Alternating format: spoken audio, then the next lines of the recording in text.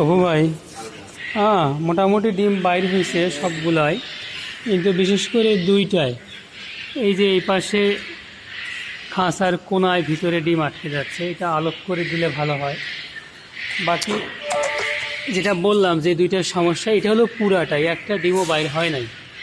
হ্যাঁ সব এই যে আমার কেনিয়ানগুলো ঢোকে না, আপনি দেখতে পাচ্ছেন এর সাথে এটা একটা সমস্যা আছে, এইখানে সমস্যা আছে, সবগুলো আটকে যায় এইখানে। আর হলো এই যে এইটা, এই যে ভিতর থেকে আসে না, এই যে বললাম কেনি আঙ্গুল কোনো রকমে পাস হয় বাট আটকে আসে। মোটামুটি এই সমস্যাটা তিনটা খাঁচায় খুব বেশি, যেটা আসতেছে না, আর বাকি সবগুলা দিয়ে ডিম আসতেছে। আর দুই একটা আছে যে এটার কোনা দিয়ে শুধু ডিম আসতেছে না।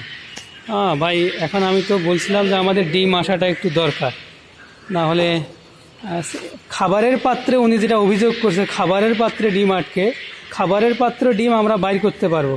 আমি ওই জন্য খাবারের পাত্র নিচে সব কটা রাখে দিছি। সমস্যা হলো আমার খাঁচায় আটকেতেছে, যেটা আমরা সমাধান করতে পারবো না। হয়তো আপনারা এই লাইনে কাজকর্ম করেন, আপনারা পারবেন, কোনো না কোনো উপায় সমাধান আছে।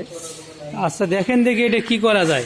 বিশেষ করে এইটা, এইটা আর এইটা, এই যে এইটা, এই তিনটা থেকে একটা সিঙ্গেল ডিম বাইর হওয়ার সম্ভাবনা নাই।